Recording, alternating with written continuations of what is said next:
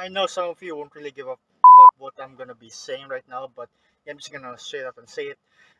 In doing my puppet presentations, right, my reviews, this review segment called Puppet, I won't be using a PowerPoint presentation anymore because really, it just got too difficult for me trying to present the PowerPoint, right? Try find ways to present the PowerPoint while having a good sort of audio quality. Yeah, that's primarily the reason. And yeah, just it really got to me. It was so frustrating, but I decided to just go through with this format, just straight on telling you in my phone right now, the one that I'm using, just explaining to you about a particular manga or anime that I want to discuss about. Really something like a moist critical type of commentary or something. But yeah, with that being said, Puppet, I'm still gonna keep the name even though I'm not using a PowerPoint presentation I don't have anything relatively related to a puppet, per se. But I like the name, and I'm gonna stick to that being the name of this segment. So yeah. Anyway, hey, how are you, family? Welcome back to my channel. This is of course the channel where Hyako no makes me laugh. It makes you laugh. For those who have read it, you've laughed a lot of times, yeah, throughout the series. But Hyakano also makes me feel things, emotions that make me and you, those who've read, tear up. So in this presentation, in this talk, I'm going to be going over through just a few moments, right? Actually, kind of a lot, yeah. Moments within the entire Hyakuno series in which I find to be very emotional. Now, full disclaimer though that to each of their own, they really have each of the readers, right, an audience, or really, they it's emotion this feel the emotions are subjective, right? If you feel strongly about a particular backstory, then yeah, that is true for them, but to some others that may not be the case. It might be, but not as strongly enough as the other person would. And so really, Hyakuno is embedded really into so much into my life that I've also delved through these backstories a bit when I made my Tommy Rindos for the characters of the Hyakuno series, but I'm just gonna go skim over through a bit of it, just focusing on that emotional aspect of that arc of the story, or a part of the story rather. I leave no stone unturned. This is really all my own interpretation, or my own um, list, right? My own list as to what moments in the Hyakone series are really, to me, I find it to be emotional, impactful, or something that makes me really tear up, inside. Now, this goes in no particular order, right? But I want to start with Shizuka's backstory. Actually, now I'm just gonna say that right now that you may notice that it's gonna be like in a timeline, right? So it's by order, but it's not. I'm not ranking this like by what's most powerful, but yeah, I guess it could be the most powerful. I'll get to that later. But yeah, for now, Shizuka's backstory. My God, it may be small. It's really not really small, but like there's only a short panel, right, in in the chapter when Shizuka debuted, about how her mom is really mad and disappointed that her daughter Shizuka has trouble communicating. She's being called a creepy child, and the classmates are making fun of her. It's really, to someone who is really bad at socializing, or communicating, right? I have also experienced that in one way or another. At least, right, I have a hard time communicating and talking to other people. I'm scared. It's terrifying. I know that feeling. And for Shizuka, it's a lot. It's a lot of things to digest. It's a lot of things to take in, really, and it really hurts. I completely sympathize with Shizuka. But then Rentaro comes into her life, acting like a knight in shining armor to her, a prince, and really giving her, the joy and happiness that that she wanted, and it's fun.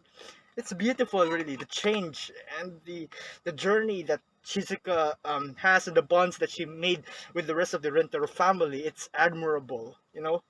Furthermore, I also wanted to also address this another bit from Shizuka, and I think I've mentioned this in the Tell Me Rindo that I've made about her, but it's about her insecurity. Now, insecurity, this aspect really is also observed within a lot of the members of the Renter family. You know, being insecure about like saying stuff like um Rentaro being accepting and all that. He welcomes a family member, in this case Shizuka, into the family. Then you have Karene and Hakari. At that time it was only the two of them. Shizuka joining, there's three. Now Shizuka being insecure about Hakari and Karene because they're so good, they're really good girlfriends. They're perfect, yeah, really perfect match to Rentaro. Shizuka feels insecure about this, but then it all resolves well by saying that you also have your cute points. You're also cute.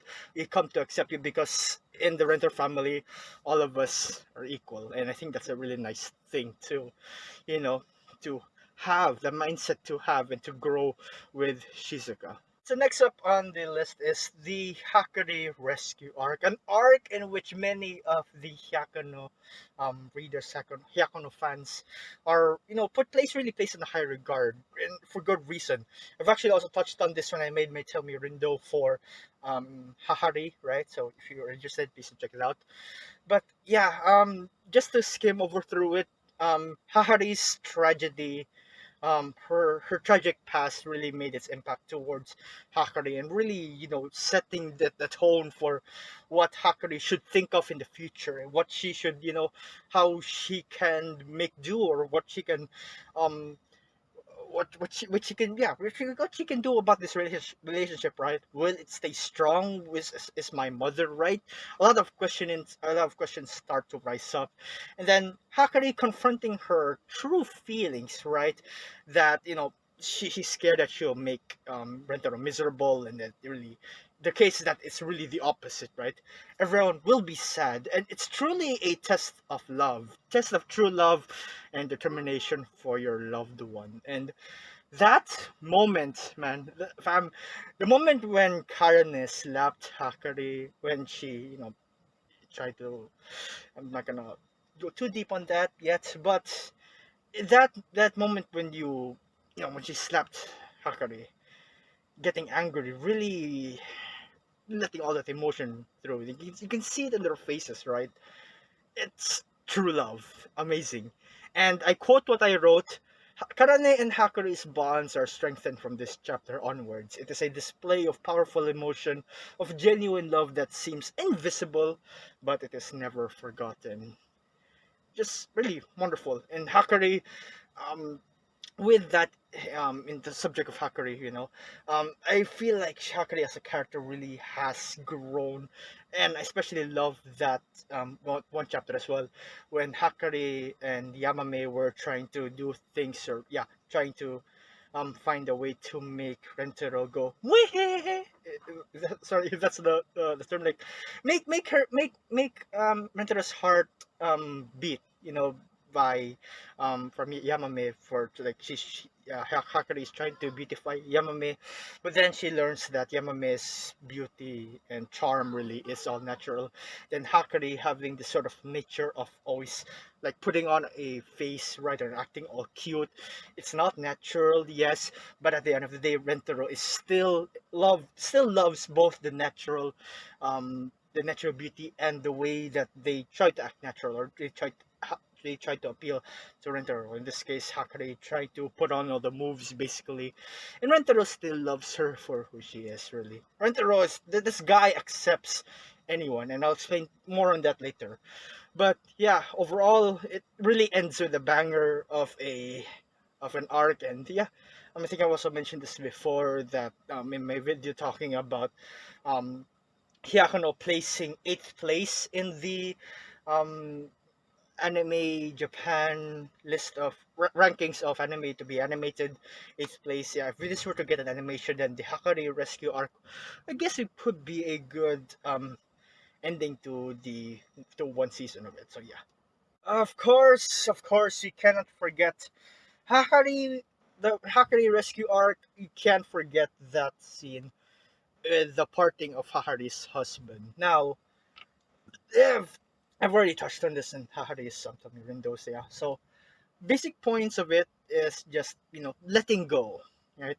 Moving on, it's difficult, right? And it's completely okay to never forget a a loved one who passed away. In fact, you should always hold them close to your heart and really just love someone from the bottom of your heart. You don't need to hold yourself back and just let yourself move forward and continue to love. The passing of her husband as she kisses Rentaro, and that memory of him, that glimpse of a memory of him that appeared in her eyes, like sort of like an image of him flashed in her eyes, and as tears flow, it's it's such a powerful, really a powerful scene in the manga. And I'm glad that this was really addressed early in really the early chapters, because I feel like if this were to really drag, it's gonna get even more heavy. But I'm yeah, again, super happy that this is the way the plot decided to move on, and I think it's also one that needed to be addressed as soon as possible as well, because you're bound to question, right? How about Hahari's dad? Will he approve having the daughter and mother date the same guy? It's insane. But my God, Hahari's husband is a Chad among Chads. He's a Chad as well. Oh my God, the husband thanks Rentaro from breaking Hahari from the shackles that he calls him. And I quote what I wrote: Hakari's husband is a true Chad. In heaven, he continues to look after the family, all of them, a true guardian angel. So good job overall, really. uh, I absolutely love this. I love this. I love this. Alright, so another horror, painful or tearful, yeah, tearful backstory would be May's backstory, and I've also explained this when I made my Tell Me Your Window for May. So just long story short, just value your life. It's about valuing your life, finding meaning in life, and based on the experience Hahari went through with her her husband who passed away. She wanted to help May, right? And life that has no, and I quote this from Hari: life that has no value or meaning is nonsense. And it's completely true. And I guess that's also one, that's really the core reason why May immensely devotes herself to Hari. And just really just this overall concept, right? If you just um take it at its core, right? You value someone, you devote yourself to someone because he or she has really done so much for your life, has given you meaning, right? And giving you something to value and something to devote yourself to, I suppose. Yeah. But really, the fact that May is dating Rentaro as well, become part she has become part of the family, means that, yeah, she really does, she has the choice to also find something else to do with her life. It's not just about really following orders all around here and there. No, she also wants to do what she wants to do. So nice. Now, I love this chapter. It's the I love you chapter. I forgot what it's really called, but it's chapter 37. Yeah, the I love you chapter, where every one of the girlfriends, the current girlfriends, right, of that time period, just lay down and express their gratitude towards Rentaro. There's so oh sorry, there's so much emotion, really, and openness and expression of gratitude, really, in this chapter, that it's really overflowing with that love, that juiceness of love. Um, and that point, Renter has saved, right? He has saved a good number of girlfriends, and you can really sort of call it a group already. Yeah, so many people. The manga readers, also sort of are now assured that the series will indeed reach 100 girlfriends, because if Renter has managed to save um, this many people, then yeah, I know he can do it. He has the means to do it.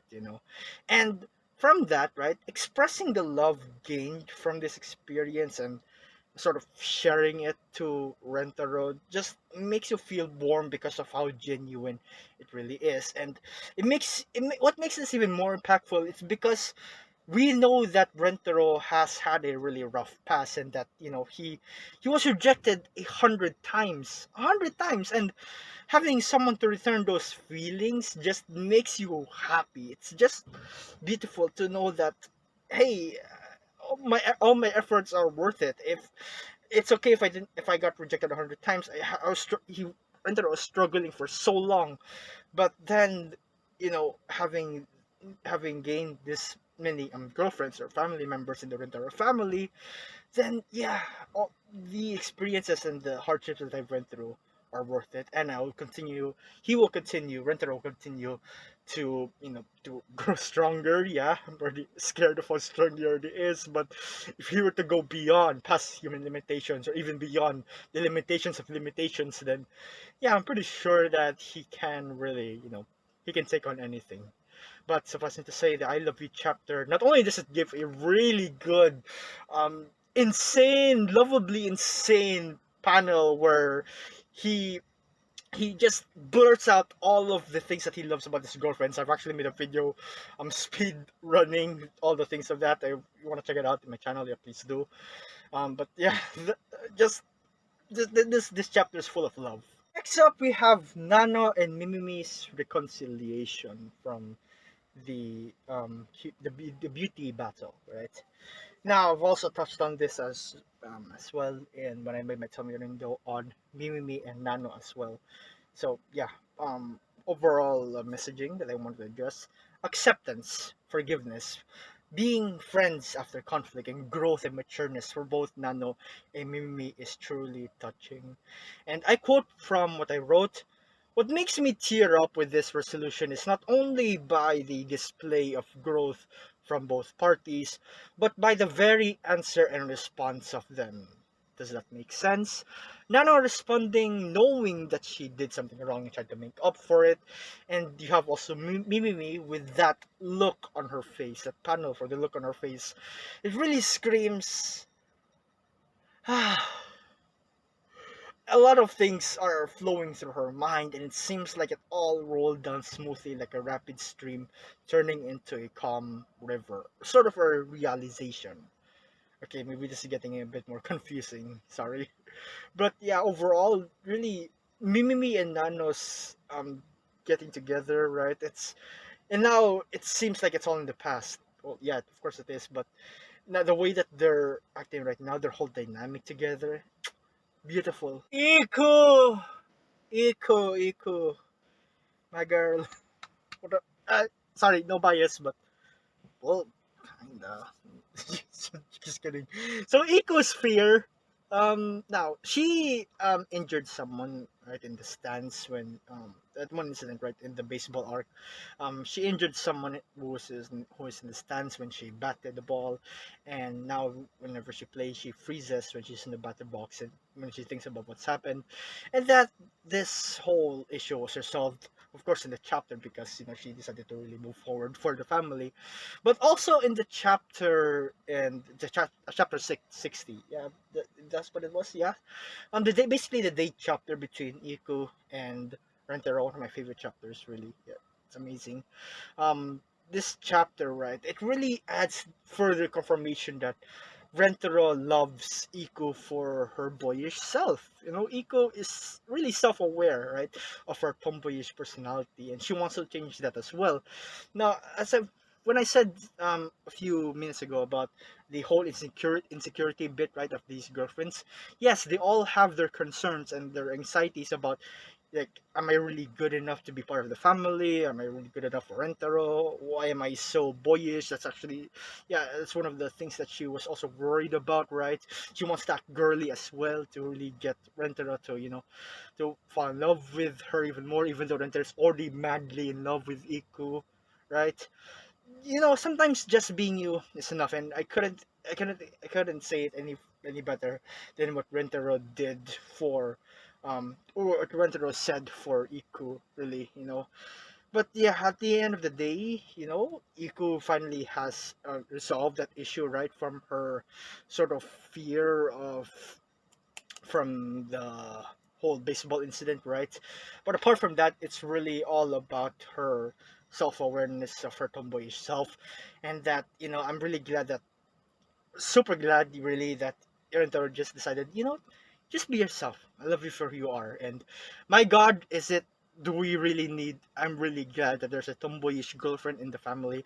Which there were more, right? I'm still waiting for the Yankee or delinquent. There's already a gal. It's hopefully a Yankee won't be too far. The Tsundere Lost arc. Now, falling. I've talked about this. Sorry, I talked about this already when I was discussing my Tamarindo about Karane, right? So yeah, Karane falling in love with a person for who they are really is the core concept that I've also talked about when I discussed Iku's matter, right? Now there are good points in a person, right? In a changed person, but nothing really beats someone for who they originally are. And even if you think you can't change for the best, sometimes just again being you is enough. And I quote from the manga, and this really a line that I'm really putting in the Giga Chad line archives. I'm gonna make a video on that later, so yeah. And I quote from the manga: "If you hate the Karene you used to be, I can't accept that. I'll never let you disown that Karene, because nobody in the entire world loves her more than I do." And I guess what makes this impactful or really emotional to me is that Karene being like, because of her tsundere nature, right? The manga really cranks it up to 11 on that tsundere factor. It's really amazing, right? But yeah, precisely because of that, she really feels like she also wants to be honest, right? She wants to feel girly and do all the girly things, quote unquote, that she couldn't do, and because she always brushes it off. And it's so emotional, really, because Hakari came in to also comfort her, right? A lot of the members in their family also also loves Karine for her tsundere self, and really the way that the manga that Nakamura Rikito Sensei portrayed and delivered this conflict or this dilemma, right? And the way he constructed it's a bit of uh, parody, yeah, the parody of its resolution. It boils down to how Karane as a character really came to continue on to her character trope as a tsundere, yet also having almost, yeah, don't get me wrong, almost nothing greatly changed, right, about Karane, because Karane is already great as who she is. But what ties it all together is that she solidifies her character as a tsundere. And yeah, that's something that I really love about the way Nakamura Rikuto Sensei um, address this arc.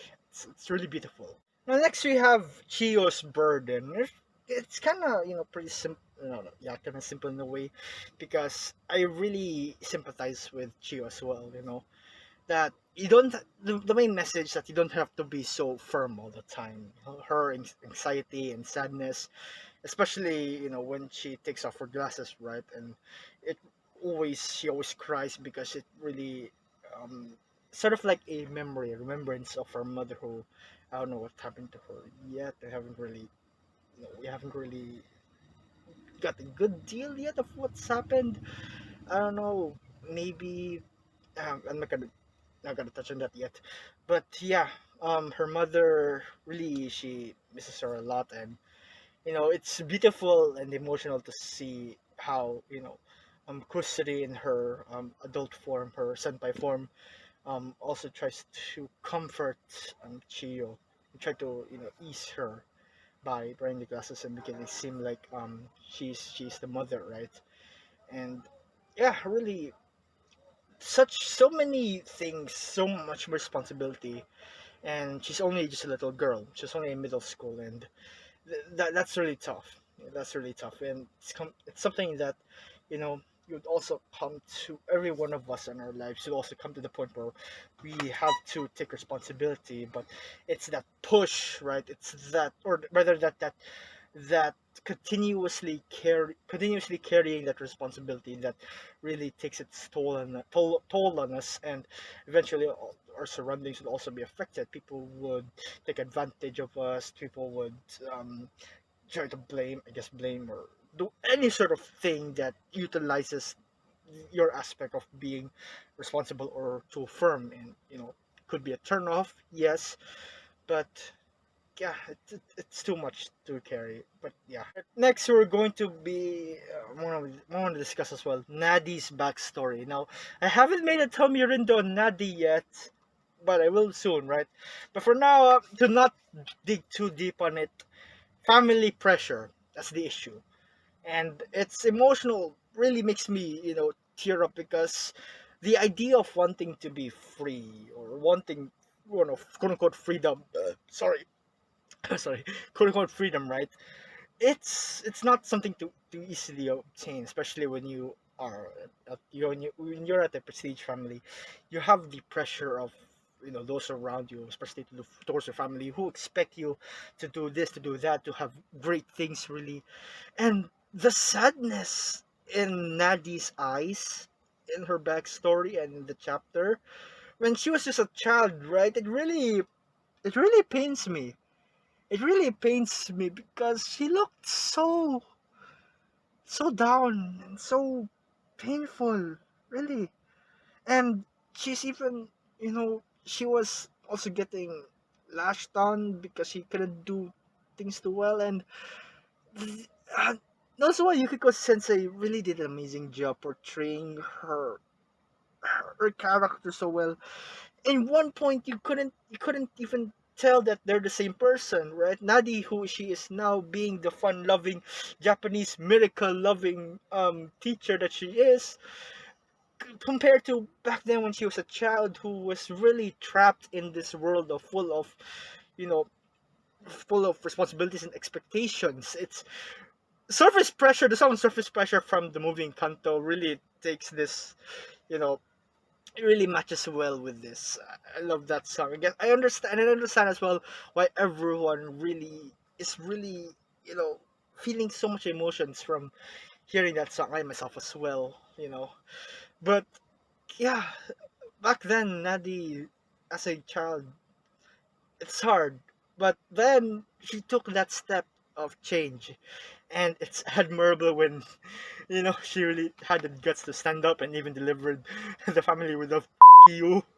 But yeah, blaze your own trails. This is a line that she says to Chiyo, and yeah, it really is beautiful, Man, that is. My God, am I tearing up? Damn. Okay, next we're gonna be moving on to Yamame's height insecurity, or Yamame's insecurity. Now, yeah, similar to other characters as well, who felt insecure about who they are, wondering if they will get accepted or not. Or yeah, Yamame also has this um resolved, right? Because Yamame is always the one who protects, right? And now it is her turn to be protected by Rentaro, and as well as the members of the family, right? Who all helped her. And she's not loved by Rentaro, but the family as well, And she is really, you know, conscious about her height, right? That's really the issue that we've seen in the introduction chapter to her, not the debut, but the introduction to her to the family, right? Um, she's Because of her height, there are limitations to what she can do, especially in a romantic sense, right? But then Rentaro blasts out the ultimate Chad line from the Giga Chad line archive, which is, and I quote, right? Some girls blossom into small women. Some blossom into tall women. But what makes love blossom for me is all women. Boom. Mic drop. It's a home, but yeah. Uh, I have no other words to say. Rentaro just nailed it down perfectly that, you know, he's bound to love anyone, to accept anyone. I'm not even surprised if he's gonna have there's gonna be an I don't know, an alien girlfriend or something. Maybe, I don't know. But yeah, love. Love is powerful, and he's open. Rentaro is open to all, and I think we should also learn a thing or two from Rentaro as well. Really, the ideal model for the ideal quote unquote boyfriend per se. But yeah, Yamame is insecurity about her height, right? I'm not. I can't really say that I can relate to it, right? I'm not really. No one's really commented about my height per se, but I do know about people who are conscious about their height, or who really, in general, who are conscious about a lot of things, and they have insecurities themselves. But I always take a thought to myself, and hopefully, I'm also going to be addressing this to you as well. If you have insecurities, fam, just know that there are people who will come to accept you for who you are, and you know just find them or wait for them. Please be patient, because I really believe that all of us, we are bound to fit in a group in one way or another, because that's, as humans, I guess I suppose that's how we roll. Right? We always go with the group, or have a circle of friends. And I'm not really going to dig too much deep to do too deep on this, because I haven't made a Tomurindo on Yamame's case yet. But with that being said, yeah, um, love her for who she is. Irinter did an amazing job. We're getting into a bit of some more newly ones, Kishika, right? Kishika being pampered. Now, her pride, her sense of responsibility, in her determined nature, right? um Always allowed people to rely on her, and because really something similar to what Chiyo experienced, always acting like the forefront, right, or the sort of the big man, the one who's responsible. She also wants someone to pamper her too, and even going as far as to sort of fabricate a situation where she could get pampered instead. When we met her in her introduction, in her debut chapter, she was, if you think about it, it's really sad. It's really sad, and it's really painful, because I,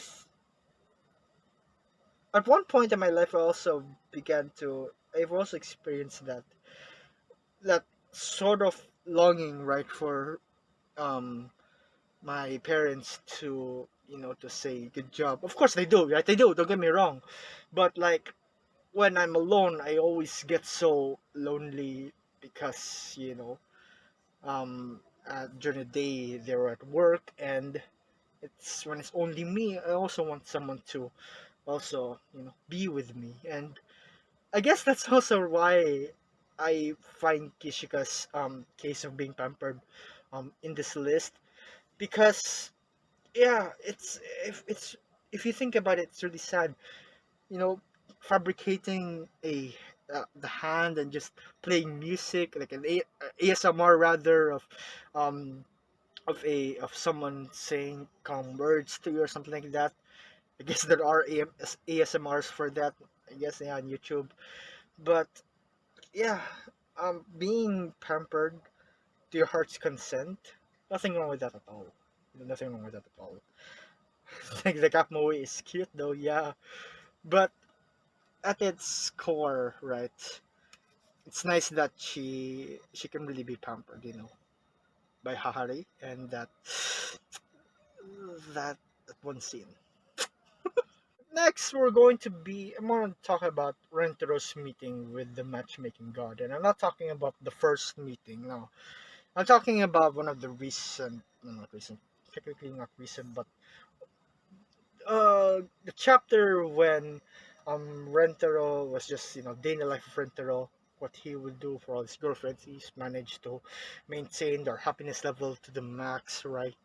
And he one night he comes across to the matchmaking shrine, and he meets the matchmaking shrine's god, and that he's one checking out for an update. And this whole encounter, right, this re-encounter rather with the matchmaking god, it opens up a lot of thought for me, because for one, right, um Rentaro has been bestowed, has has been dealing with this responsibility, the responsibility of saving people, all because of a slip up, a divine slip up caused by the matchmaking god. And you know our boy Rentaro, right, he has been rejected 100 times, a lot of times, ever since he was but an infant,